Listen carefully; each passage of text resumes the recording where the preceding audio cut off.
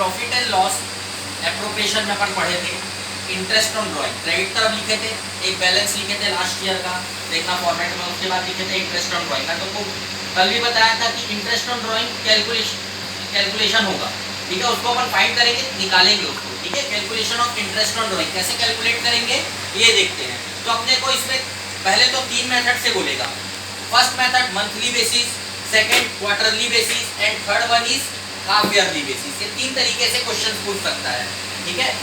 सबसे पहले monthly basis, ठीक है। मंथली बेसिस में भी क्वेश्चंस कैसे आएंगे देखना इधर, beginning of each month, middle of each month और एंड ऑफ ईच मंथ। तो सबसे पहले बिगिनिंग ऑफ ईच मंथ, ठीक है। बिगिनिंग ऑफ ईच मंथ में आएगा तो अपने को ये और पुट करना है 6.5 डिवाइडेड बाय 12। कैसे करना है यहाँ पे देखना। सपोज एग्जांपल ले रहा हूँ कि भाई हमने 10,000 रुपीज विड्रॉ किए, ठीक है।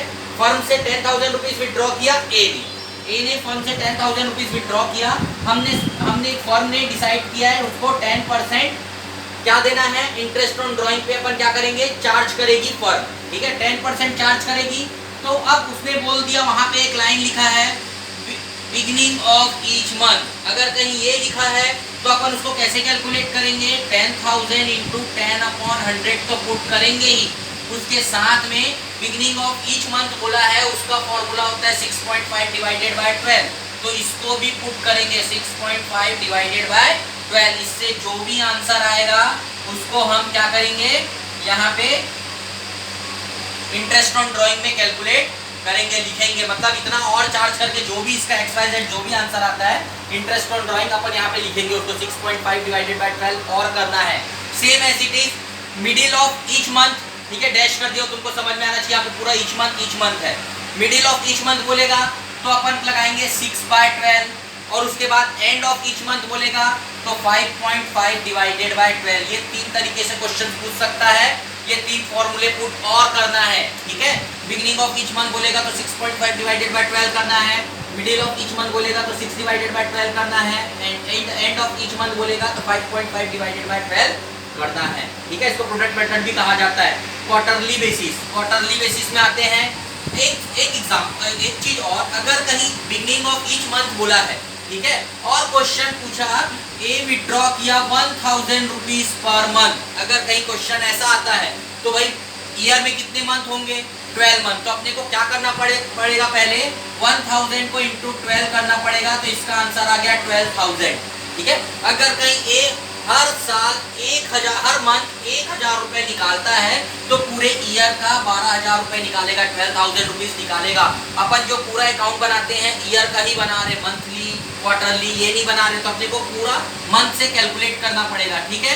Same as it is quarterly basis बोला तो साल में 4 क्वार्टर होते हैं, ठीक है। तो अपने को अगर कहीं ये 1,000 पर क्वार्टर निकालता है तो अपने को 4 से मल्टीप्लाई करना पड़ेगा, मतलब उसने ए ने साल में 4,000 रुपए निकाला। तो इसमें इंटरेस्ट ऑन ड्राइंग लगाने के फिर सेम फॉर्मूला आ गया। बिगिनिंग ऑफ ईच क्वार्टर बोला है क्वेश्चन में, तो हम क्या करेंगे इसमें 7.5 divided by 12। Middle of each quarter बोला है तो 6 डिवाइडेड बाय 12 और एंड ऑफ ईच क्वार्टर बोला है तो 4.5 डिवाइडेड बाय 12। ये और पुट करना है अपने को, ठीक है। मंथली बेसिस हुआ, क्वार्टरली बेसिस हुआ। Next one is half yearly basis. Half yearly basis साल में 2 हाफ ईयरली होते हैं, 6 मंथ का, इसलिए इसे को 2 से मल्टीप्लाई करना पड़ेगा। फिर beginning of each half yearly बोला तो इसका है 3.5 डिवाइडेड बाय 12। थोड़ा सा देख के लिख लेना ना, मेरे पास जगह नहीं करके मैं ऐसा लिख रहा हूँ। 3.5 divided by 12। Middle of each half yearly बोला तो 3 डिवाइडेड बाय 12 और end of each half yearly बोला तो 2.5 डिवाइडेड बाय 12। ये और फॉर्मूला पुट करोगे आप। ये है calculation of interest on drawing निकालने का फॉर्मूला। सबसे पहले monthly basis, quarterly basis, than half yearly basis. ये 3 चीजें होगी, ठीक है। इसमें भी 3 अलग अलग तरीके से आएगा, beginning of each month, middle of each month और एंड ऑफ ईच मंथ, ठीक है। अब क्वेश्चन सपोज इन तीनों में कुछ भी नहीं बोला है, मंथली बेसिस भी नहीं बोला है, क्वार्टरली बेसिस भी नहीं बोला है, हाफ ईयरली बेसिस भी नहीं बोला है, ईयरली बेसिस बोला है। 10,000 पर ईयर निकालते हो, ये तीनों कोई भी कंडीशन नहीं लिखी हुई है, तो उस कंडीशन में जो भी इंटरेस्ट ऑन ड्राइंग चार्ज करोगे उसको डिवाइड बाय 2 कर देना।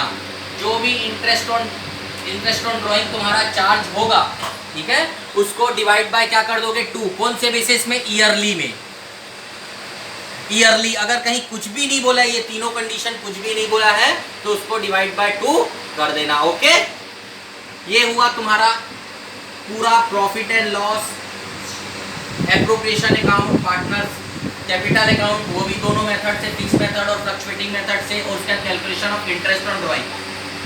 पार्टनरशिप जर्नल का पूरा फॉर्मेट यहाँ पे कंप्लीट हो गया है। मैं कल से क्वेश्चंस कराना चालू करूँगा, ठीक है। ये सारे चीज़ तुम पहले मेरे को कॉपी में नोट करके फोटो खींच के भेजोगे, दिखाओगे मेरे को फोटो कि आपने कॉपी में नोट किया है कि नहीं किया है। इसके आगे मैं आगे का क्वेश्चंस कराना चालू करूँगा, तो स्टार्टिंग से चालू करूँगा।